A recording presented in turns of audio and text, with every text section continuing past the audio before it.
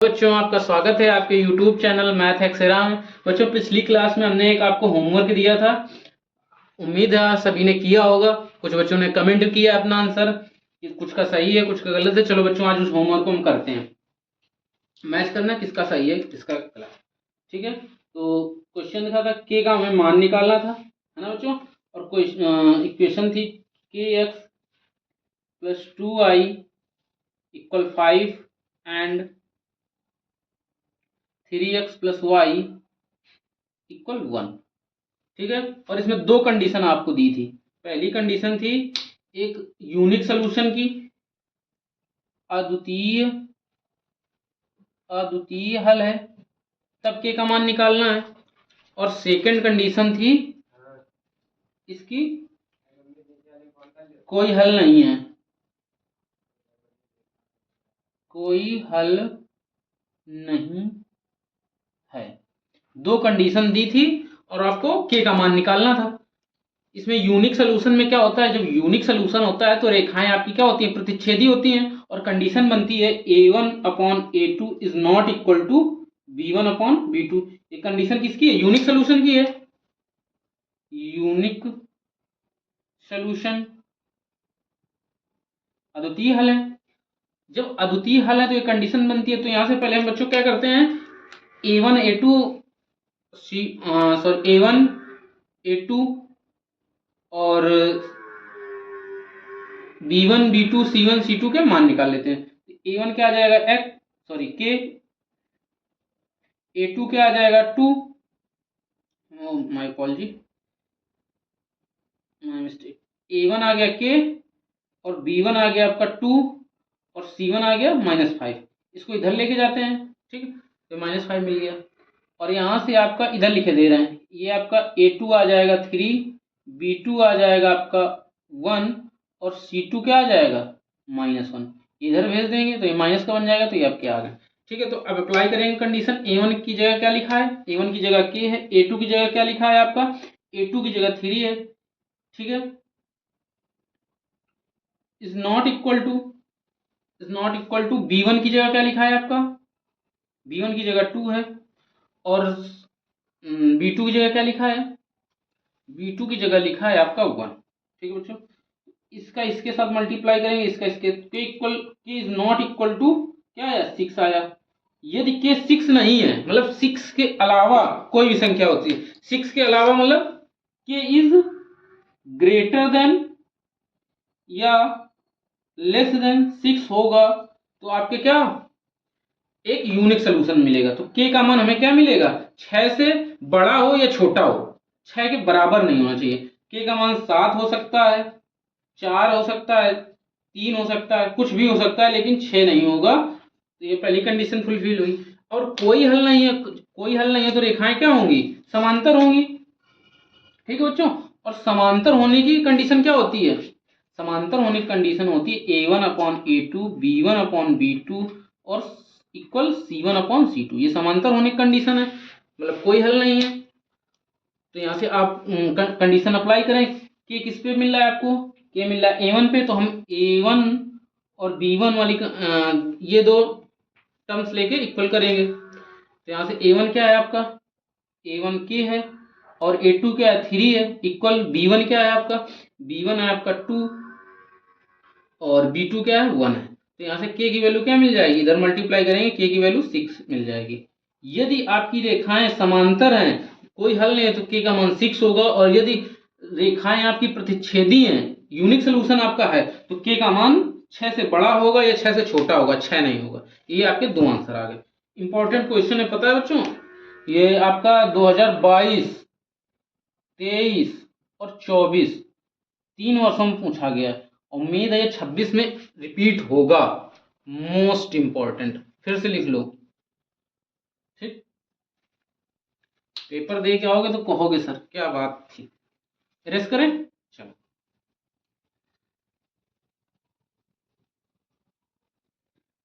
अब बच्चों अब भाषा वाले क्वेश्चन करेंगे, वो भी बहुत पूछे जाते हैं, इंपॉर्टेंट क्वेश्चन बनते हैं इसके। रैखिक समीकरण से भाषा दी होती है हमें, रैखिक समीकरण भाग का अर्ध परिमाप आपको दिया है। आज की क्लास का पहला क्वेश्चन लेते हैं, अभी तो होमवर्क बताया था। किसी आयताकार बाग है, आयताकार बाग का अर्ध परिमाप आपको दिया है, कितना दिया है? अर्ध परिमाप इक्वल 36 मीटर। ठीक, जिसकी लंबाई चौड़ाई से 4 अधिक है, लंबाई चौड़ाई से 4 मीटर अधिक है। ठीक, तो बताना है हमें इसकी बाग की लंबाई चौड़ाई। बाग की विमाएं लिखा है इसमें, तो लंबाई चौड़ाई होती है विमाएं, बाग की विमाएं। ठीक है बच्चों, ये आपसे पूछ। चलो हल सॉल्व करते हैं इसको। यहाँ पर हल लिखेंगे और आप नीचे से कंडीशन उठाएंगे, लंबाई चौड़ाई कितनी है? चौड़ाई से 4 अधिक है, तो हम मानेंगे क्या? चौड़ाई, माना चौड़ाई बराबर x, तो लंबाई क्या आ जाएगी? लंबाई आपकी आ गई x प्लस 4। ठीक, अब यहाँ से एक फार्मूला बनता है, मतलब आपको पता होना चाहिए आयताकार बाग का परिमाप। यहाँ एक आयताकार कोई आकृति बना दे, आप बाग मान लो ये बाग है। ठीक, यदि इसकी लंबाई l मान लें, चौड़ाई b मान लें, तो इसका परिमाप होता है 2l प्लस बी, और क्षेत्रफल होता है इसका l इंटू बी। ठीक, और ये आपको याद रखना है। ठीक है, ए बी सी डी। ठीक है, ये आपका ABCD आपका भाग है, नाम आपने दे दिया। ठीक है, तो यहाँ से आपको अर्ध परिमाप दिया है, तो यहाँ से अर्ध परिमाप क्या हो सकता है? अर्ध परिमाप मीन्स, अर्ध मीन्स आधा और परिमाप में परिमाप, तो यहाँ 2 से भाग देंगे तो l प्लस बी आ जाएगा। तो यहाँ से आपको दिया है, यहाँ प्रश्नानुसार लिखेंगे, प्रश्नानुसार। ठीक, आपको अर्ध परिमाप कितना दिया? 36। तो पहले हम यहाँ से अर्ध परिमाप निकालेंगे, क्या आ जाएगा? x प्लस लंबाई धन चौड़ाई, परिमाप होता है 2, लंबाई धन चौड़ाई तो अर्ध है, तो 2 से भाग दे दिया, तो केवल लंबाई धन चौड़ाई आपको मिल जाएगा अर्ध परिमाप, और इसका मान दिए हैं 36। तो यहाँ से क्या आ गया? 2x प्लस 4 बराबर 36 के, 2x बराबर क्या आ गया? 32। तो x का मान कितना आ गया? 16। x आपकी क्या थी? आपने चौड़ाई मान रखा था, ये आपकी चौड़ाई थी, तो लंबाई क्या आ जाएगी? चौड़ाई से 4 अधिक है, तो यहाँ पे लंबाई क्या आ गई? 16 प्लस 4 20। ये आपकी क्या आ गई? लंबाई। आंसर, दो आंसर हो गए। तो यहाँ से अच्छे से लिख देंगे, चौड़ाई बराबर आप लिखेंगे 16 मीटर। ठीक, और आप लंबाई बराबर लिखेंगे 20 मीटर। ये आपका फाइनल आंसर आ गया। और बच्चों ऐसे ही पेपर में करना है, तब पूरे मार्क्स मिलेंगे आपको, अन्यथा एग्जामिनर नंबर काट सकता है। इरेज करें इसको, दूसरा सवाल करते हैं। जल्दी से किया करो नोट, साथ साथ नोट किया करो, जिसको समझ में आता हो। जिसको नहीं आता तो पॉज कर लिया करे वीडियो को, फिर नोट करे, या फिर एक बार पढ़ ले, दोबारा अपना नोट्स बनाए, या खुद से करे, जैसे ही आपको सुविधा। दूसरा सवाल लेते हैं, आज की क्लास का दूसरा सवाल है, दो संपूरक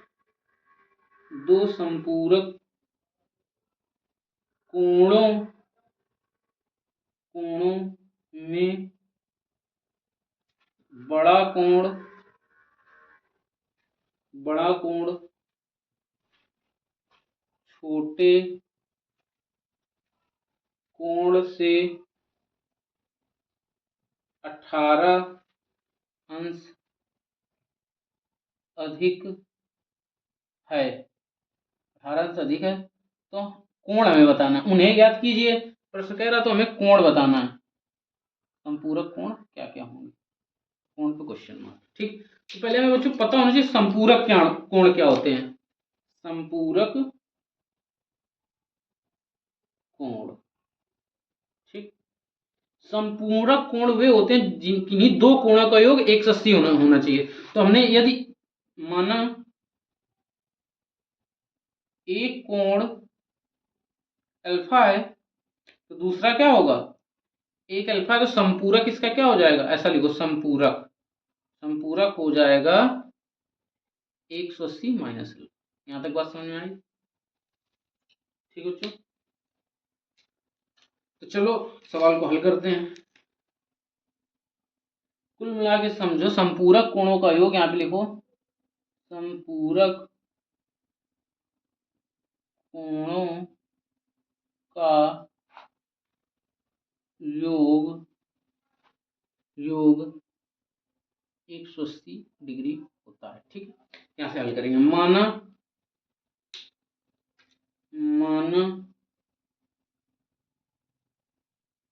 कह रहा छोटे कोण से 18 अधिक है, तो मैं छोटा कोण मानना होगा। छोटा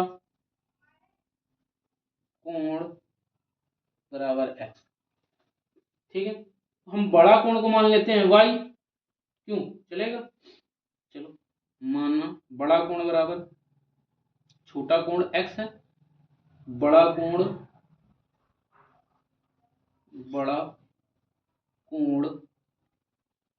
बराबर y।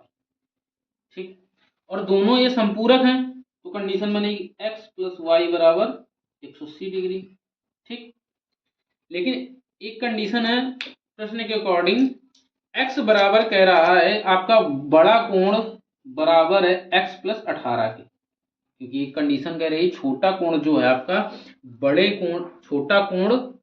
कोण आपका छोटे कोण से 18 अधिक है। छोटे कोण से 18 अधिक है, मीन्स छोटे कोण में हम 18 डिग्री जोड़ दें तो हमें क्या मिल जाएगा, बड़ा कोण मिल जाएगा। तो ये आपका समीकरण 2 बन गया, ये समीकरण पहला था। समीकरण 1 में हम 2 का मान रख दें, मतलब y का मान समीकरण 1 में रख दें, तो क्या मिल जाएगा, x प्लस y की जगह क्या रखेंगे, x प्लस 18 बराबर 180 के। ठीक बच्चों, तो यहाँ से 2x और 18 उधर घटा देंगे जाके, तो 18 घटाओगे तो क्या मिल जाएगा आपको, 162। ठीक, तो यहाँ से x का मान क्या आ जाएगा, 2 से भाग जाएगा, कितना आएगा, 81 डिग्री।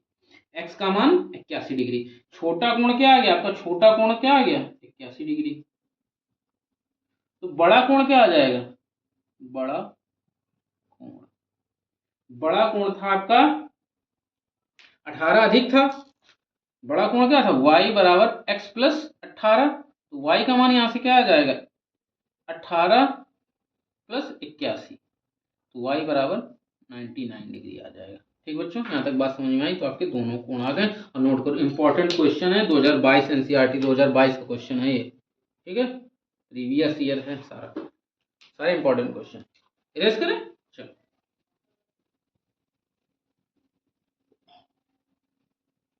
तीसरा सवाल लेते हैं आज की क्लास का।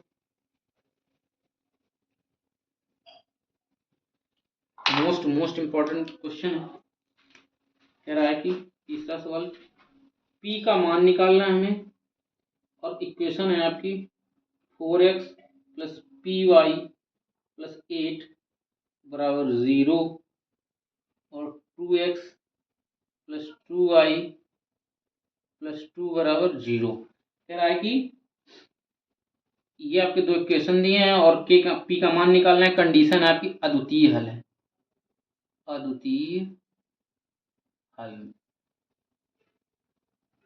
अद्वितीय हल पे कंडीशन निकालनी है। ठीक है, चलो सॉल्व करें। चलो, अद्वितीय हल है तो आपकी रेखाएं क्या होंगी, रेखाएं प्रतिच्छेदी होंगी।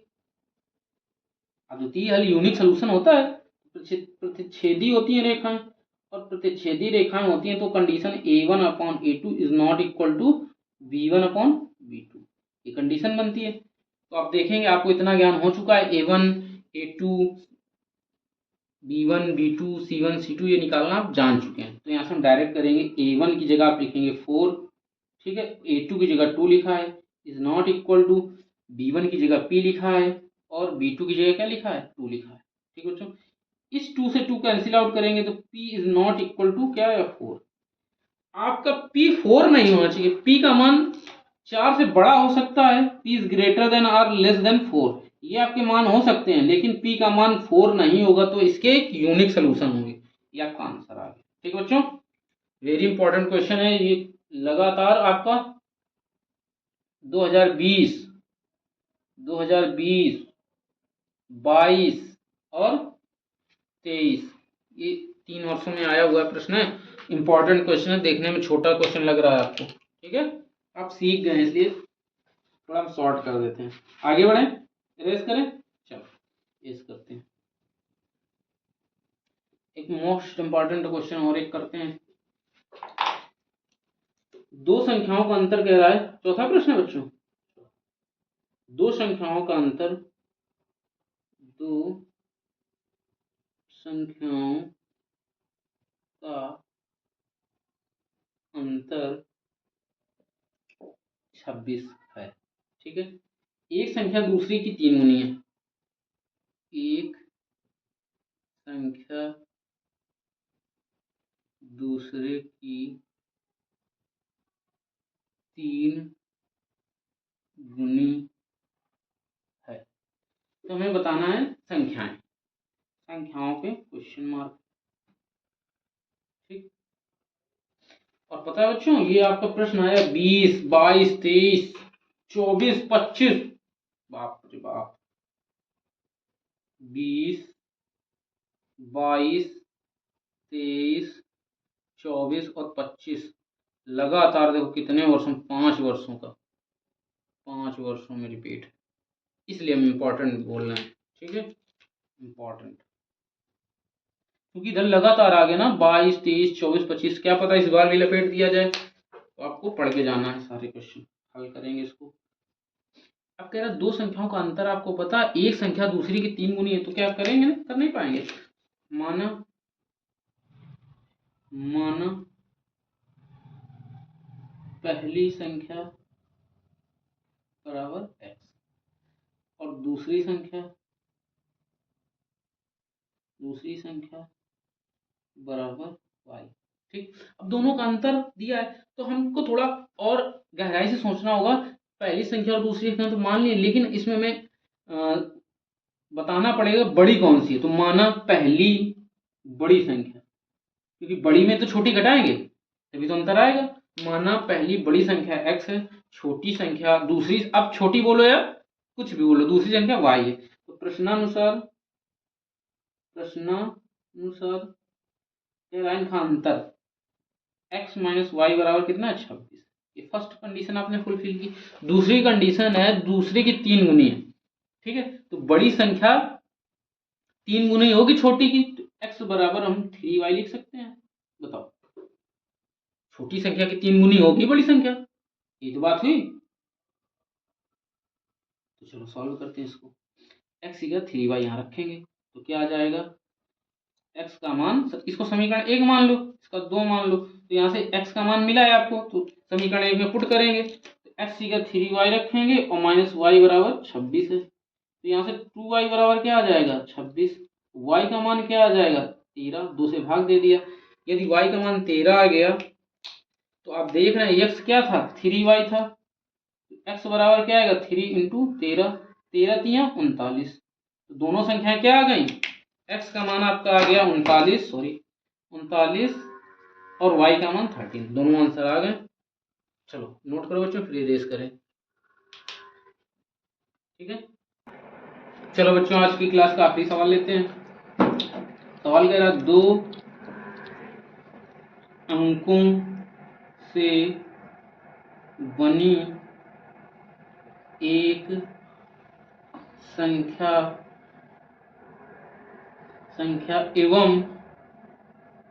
एवं उसके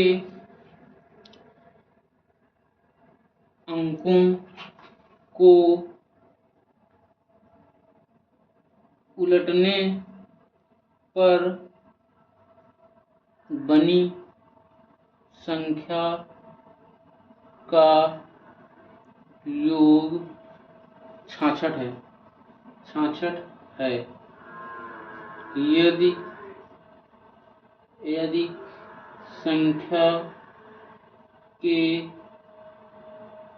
अंकों का अंतर 2 हो तो संख्याएं बताएं। तो संख्या बताएं, ठीक बच्चों। इंपॉर्टेंट क्वेश्चन है, कई वर्षों में पूछा गया है। 2019 में पूछा गया ये प्रश्न, 20 में, 23 में, 24 में। ठीक, एनसीईआरटी का क्वेश्चन है आपका 19, 20, 23 में। चलो सॉल्व करते हैं। ठीक, सॉल्व करेंगे हम। मानेंगे इकाई का अंक, यूनिट डिजिट क्या होगा इसका, इकाई का अंक यूनिट डिजिट x मान लिया, और दहाई का अंक टेंस डिजिट क्या हो जाएगा, दहाई का अंक टेंस डिजिट y। तो यहाँ से संख्या क्या फॉर्मेट होगी, संख्या का फॉर्मेशन क्या बनेगा, संख्या बराबर क्या आ जाएगी आपकी, टेंस, टेंस में 10 का मल्टीप्लाई होता है तो संख्या बनेगी आपकी 10y, और यूनिट डिजिट को ऐड करेंगे तो संख्या बन जाती है, तो 10y प्लस x आपकी संख्या बन गई। ठीक, ये आपकी संख्या बनी। अब सेकंड कंडीशन कह रही है संख्या को उलटने पर, तो इकाई के अंक की जगह दहाई का जाएगा और दहाई के जगह का अंक इकाई की जगह आएगा।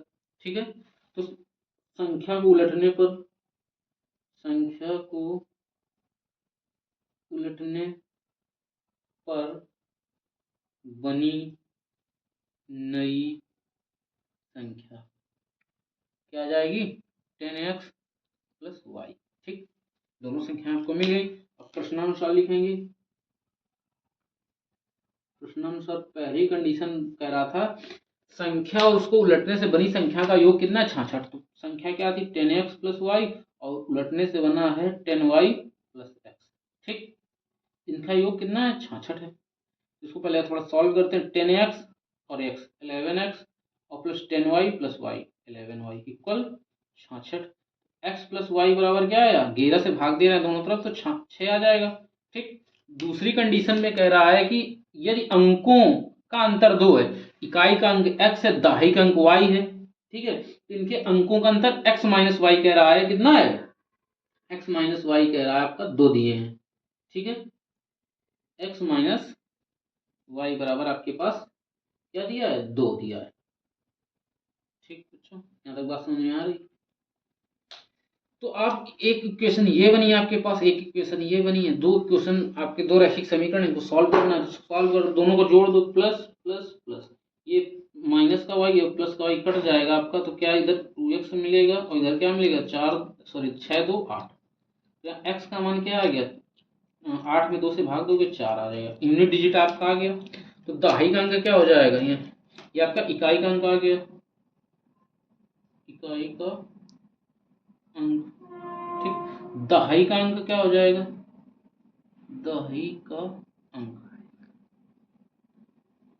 दहाई का अंक, दहाई का अंक क्या था, इनके अंकों में अंतर कितने का था, 2 का था। तो इस इक्वेशन पे मान रख देंगे x का, तो 4 माइनस वाई इक्वल 2, तो ये इधर आएगा 2, तो 4 माइनस 2 इक्वल वाई, तो y की वैल्यू क्या आ गई आपकी 2। अब यहाँ से संख्या क्या बनेगी, संख्या बन जाएगी आपकी, संख्या थी आपकी, मूल संख्या थी आपकी 10y plus x, 10 into Y का मान 2 आया है और प्लस x 4 है, तो 10 2 जा 10 दूनी 20 4 24 आपकी संख्या आ गई। ये आपका आंसर आ गया। ठीक है बच्चों, पढ़ाई करते रहिए बच्चों, एग्ज़ाम बहुत नज़दीक आ गए हैं, और आप सब्सक्राइब नहीं करते हैं चैनल को, ज़्यादा से ज़्यादा सब्सक्राइब करें, शेयर करें, वीडियो को लाइक किया करें, कमेंट किया करें, कोई भी क्वेश्चन, कहीं भी कोई डाउट हो कमेंट करें। ठीक है बच्चों, आज की क्लास यहीं समाप्त करते हैं। धन्यवाद बच्चों।